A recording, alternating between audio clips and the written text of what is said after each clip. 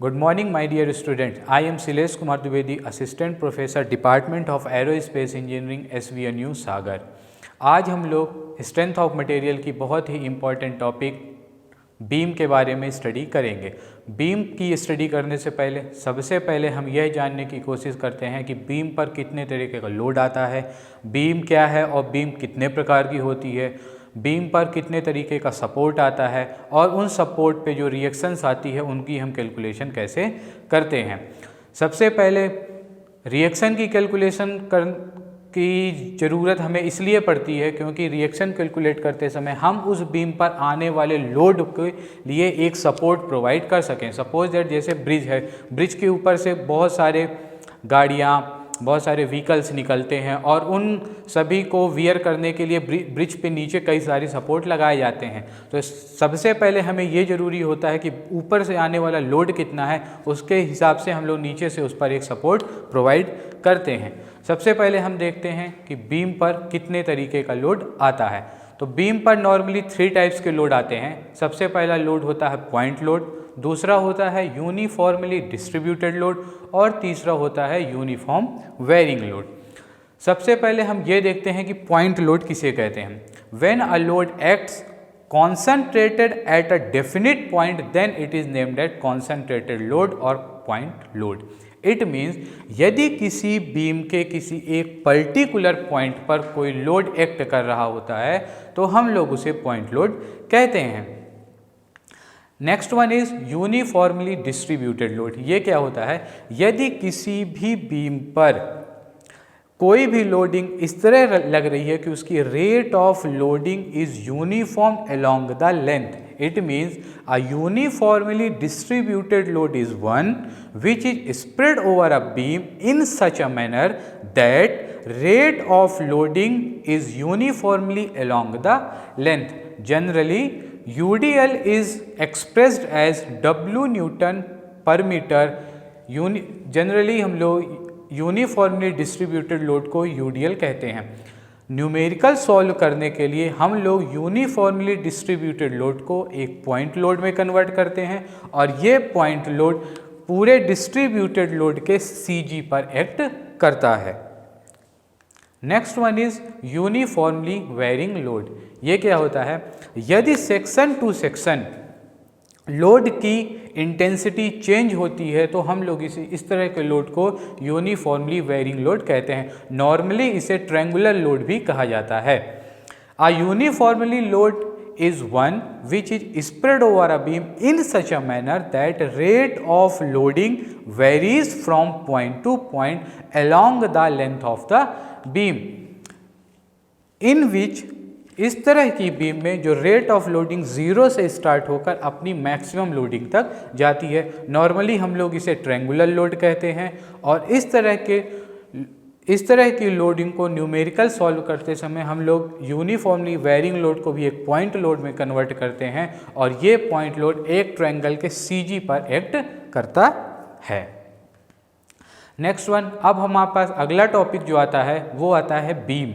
Beam किसे कहते हैं, तो beam is a horizontal member which is used to support transverse load. Means ये एक हॉरिजॉन्टल मेंबर होता है जो उस पर आने वाले लंबवत लोड को सपोर्ट करता है। नॉर्मली ट्रांसवर्स लोड क्या होता है, load which is acting perpendicular to the beam, that known as transverse load. Okay, अब हम देखते हैं कि हमारे पास बीम कितने टाइप की होती है। बीम नॉर्मली 5 प्रकार की होती है। First one is fixed beam, second one is cantilever beam, third one is simply supported beam, fourth one is overhanging beam and last one is continuous beam. First one, पहले हम समझते हैं कि fixed beam क्या होती है। यदि किसी बीम के दोनों इंड पर फिक्स सपोर्ट लगा होता है तो इस तरह की बीम को हम लोग फिक्स्ड बीम कहते हैं।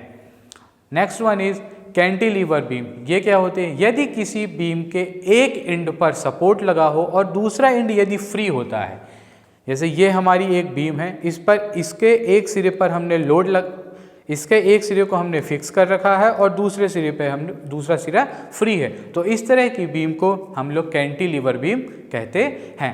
Next one is simply supported beam. Simply supported beam क्या होती है? A beam with simple exactly at two end, that beam is known as simply supported beam. It means यदि किसी बीम के दोनों एंड पर, जैसे ये नॉर्मली हमारी कोई बीम है, इसके दोनों एंड पर यदि सपोर्ट लगे हुए होते हैं तो इस तरह की बीम को हम लोग सिंपली सपोर्टेड बीम कहते हैं। Next one is overhanging beam. Overhanging beam क्या होता है? यदि किसी बीम का कुछ पार्ट सपोर्ट से आगे निकला हुआ होता है तो हम लोग उसे ओवरहैंगिंग बीम कहते हैं। सपोज दैट जैसे ये हमारे पास एक बीम है, इस बीम के इस एंड पर एक सपोर्ट दिया हुआ और इस एंड पर एक दूसरा सपोर्ट दिया हुआ, इतना पोर्शन हमारा बीम का खाली है, तो इस तरह की बीम को हम लोग ओवरहैंगिंग बीम कहते हैं।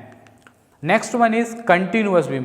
यदि किसी बीम पर दो से ज़्यादा सपोर्ट लगे हुए होते हैं तो उस तरह की बीम को हम लोग कंटिन्यूअस बीम कहते हैं। अब हम लोगों ने अभी तक पढ़ लिया कि बीम पर लोड क्या क्या होते हैं, बीम के कितने टाइप होते हैं और वो बीम के कितने टाइप होते हैं और बीम क्या होती है। अब हम जो सबसे इम्पॉर्टेंट टॉपिक है वो सब स्टार्ट करते हैं। Types of support means beam पर कितने तरीके के सपोर्ट होते हैं। तो नॉर्मली बीम पर तीन तरह के सपोर्ट होते हैं। First one is fixed support, second one is roller support and the third one is hinged support. देखिए नॉर्मल तीन टाइप के सपोर्ट होते हैं। First one is roller support, second one is pin support and third one is fixed support. Okay, roller support को हम लोग generally एक triangle उसके नीचे दो रोलर से डिनोट करते हैं। पिन सपोर्ट में हम लोग जनरली उसमें एक पिन लगी होती है जिससे द्वारा वो अप डाउन मोशन करता है, और थर्ड वन होता है फिक्स सपोर्ट जिसका एक एंड पूरी तरह से फिक्स होता है। अब हम देखते हैं फिक्स सपोर्ट क्या होता है। The support keeps at the end of the beam is known as fixed support. Suppose that देखिए जैसे हमारे पास ये एक बीम है, उसके एक एंड पर हमने एक सपोर्ट लगा रखा है, इस पर एक इंक्लाइंड लोड P एक्ट कर रहा है at angle of theta degree पे। अब इस इंक्लाइंड लोड के हम दो कंपोनेंट करते हैं। First component is this and the second component is this. दो कंपोनेंट करते हैं। हॉरिजॉन्टल कंपोनेंट को हम लोग लिखते हैं P cos theta. Horizontal component को हम लोग लिखते हैं P cos थीटा और वर्टिकल कंपोनेंट को हम लोग लिखते हैं P sin थीटा। ओके, अब देखिए अब हमें ये कैलकुलेट करना है कि इस जो है ये हमारा सपोर्ट लगा हुआ है, इस पे कौन कौन सी रिएक्शन आती है। ओके, सबसे पहले देखते हैं कि एक horizontal force P cos theta आ रहा, तो इसको रेजिस्ट करने के लिए बीम एक हॉरिजॉन्टल फोर्स Rx इस डायरेक्शन में लगाएगी, क्योंकि हमें ये पूरी की पूरी बीम इक्विलिब्रियम में चाहिए है। ओके, नेक्स्ट इस P sin थीटा को रेजिस्ट करने के लिए एक वर्टिकल लोड Ry यहाँ पर लगेगा, जिससे कि हमारी पूरी की पूरी बीम इक्विलिब्रियम में रहे। ओके, P sin थीटा एक हमें क्लॉकवाइज मूवमेंट भी देता है। जैसे सपोज दैट इस P sin थीटा की यहाँ से डिस्टेंस x है, तो मूवमेंट इक्वल टू होता है, movement is equals to force into perpendicular distance, movement into force into perpendicular distance. Force की वैल्यू हमारे पास P sin थीटा है, P sin थीटा है इनटू x डिस्टेंस, मीन्स ये एक क्लॉकवाइज मूवमेंट दे रहा, लेकिन ये सपोर्ट इस बीम को ऐसे मुड़ने नहीं देगा। इसका मतलब ये है कि ये बीम एक एंटी क्लॉकवाइज डायरेक्शन में एक मूवमेंट MA प्रोवाइड करेगा। तो इस तरह एक फिक्स्ड सपोर्ट के पास तीन रिएक्शंस आती हैं। कौन कौन सी? पहली रिएक्शन जो आती है उसे हम लोग बोलते हैं Rx, ये आती है आपकी हॉरिजॉन्टल डायरेक्शन में, हॉरिजॉन्टली। दूसरी आती है Ry, ये आती है वर्टिकली, और तीसरी आती है MA, ये होगा anti clockwise movement, anti clockwise movement. तो ये था हमारा fixed support. Next one is roller support.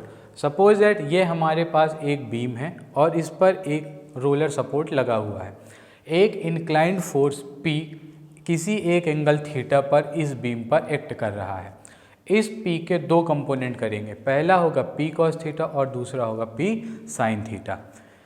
जब P cos थीटा ये रोलर को हॉरिजॉन्टली मूव कराने की कोशिश करेगा तो ये रोलर इसको किसी भी तरह का रिस्ट्रिक्शन नहीं देगा, ये नॉर्मली इसे मूव हो जाने देगा।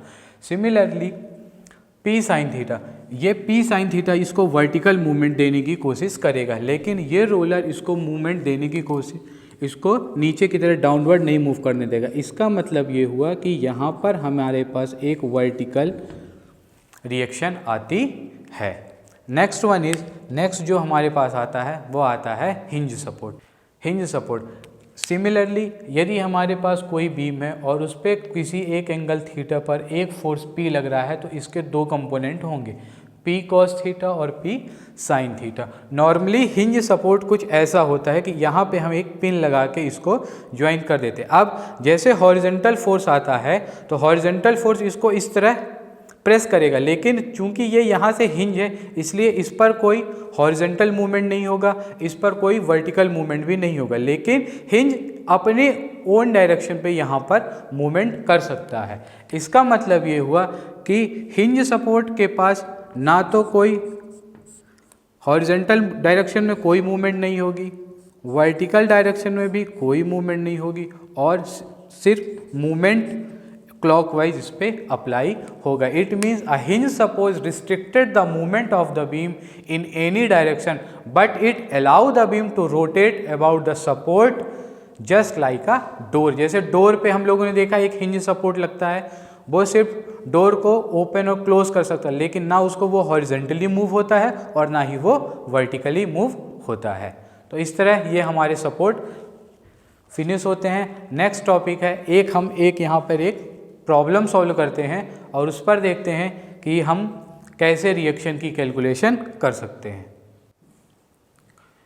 ये हमको एक लोडिंग दी हुई है और इसके लिए हमें A और C पर कितनी रिएक्शंस आ रही हैं इसको कैलकुलेट करना है। रिएक्शन कैलकुलेट करने के लिए हमारे पास 3 इक्विलिब्रियम कंडीशंस होती हैं। First equilibrium condition is summation of all horizontal forces is equals to 0, summation of all vertical forces is equals to 0 and summation of movement taking any point is equals to 0। तो इस beam पर हमें कोई भी horizontal force नहीं दिख रहा है तो इसके लिए हम इस कंडीशन को अप्लाई नहीं करेंगे। सबसे पहले देखते हैं summation of vertical forces is equals to 0। इसका मतलब हुआ कि सबसे पहले हम डाउनवर्ड फोर्स कैलकुलेट करें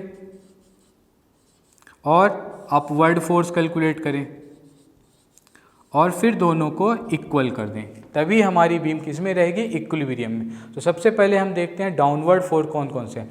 तो सबसे पहले देखते हैं हमारे पास 1000 kg का ये एक डाउनवर्ड फोर्स लग रहा है प्लस, उसके बाद देखते हैं ये हमारे पास एक यूडीएल लग रहा है।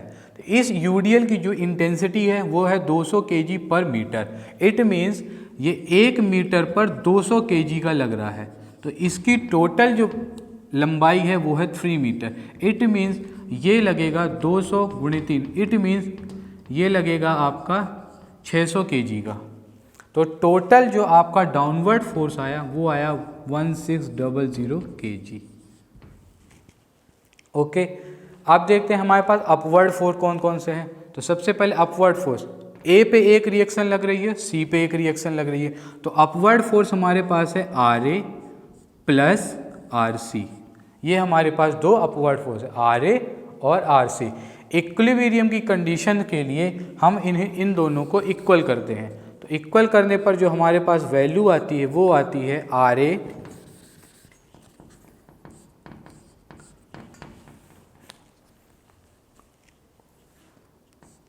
नहीं चल रहा सर ये वाला, RA plus RC is equals to 1600।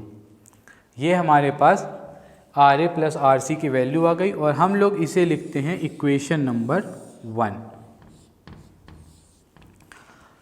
तीसरी कंडीशन जो हमारे पास है, we are taking movement at any point equals to 0। तो हम लोग क्या करते हैं, ए के अबाउट मूवमेंट लेते हैं। तो ए के अबाउट मूवमेंट लेने में सबसे पहले हम देखते हैं anti clockwise movement. Anti clockwise movement और दूसरा आता है क्लॉकवाइज मूवमेंट। मीन्स ए के अबाउट कौन कौन से मूवमेंट एंटी क्लॉकवाइज हैं और ए के अबाउट कौन कौन से मूवमेंट क्लॉकवाइज। तो सबसे पहले हम देखते हैं anti clockwise. Anti clockwise movement में एक ये है एंटी क्लॉकवाइज डायरेक्शन में, तो हम लोग क्या लिखेंगे, आर सी इंटू 6, ये हमारे पास एक एंटी क्लॉकवाइज मूवमेंट है। नेक्स्ट वन इज हमारे पास क्लॉकवाइज कौन कौन सी मूवमेंट है, 1000 इंटू 3, 1000 इंटू 3, ये हमारे पास क्लॉकवाइज मूवमेंट है। और एक लोड ये होगा क्लॉकवाइज, इसको हम लोग, मैंने अब भी आपको बताया था कि जब भी हम रिएक्शन कैलकुलेट करते हैं तो यूडीएल को हम एक पॉइंट लोड में कन्वर्ट करते हैं, पॉइंट लोड में कन्वर्ट करते हैं। इसकी इंटेंसिटी होगी 600 kg और ये इसके CG पर एक्ट करेगा। तो इसके CG पर एक्ट करने का मतलब क्या है कि ये टोटल जो लोड है वो 3 मीटर पे फैला हुआ है, तो इसकी जो CG होगा वो इस पॉइंट से 1.5 मीटर की डिस्टेंस पे होगा और ये एक क्लॉकवाइज मूवमेंट देगा हमें। तो इसकी इंटेंसिटी हो गई plus 600 kg into 3 meter plus 1.5 means 3 plus 1.5, it means 1000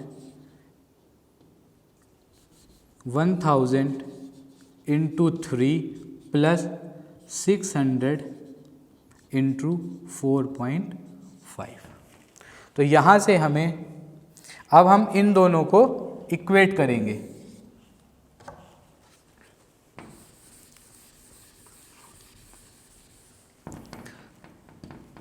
तो RC into 6 is equal to 3000 in plus 600 into 4.5।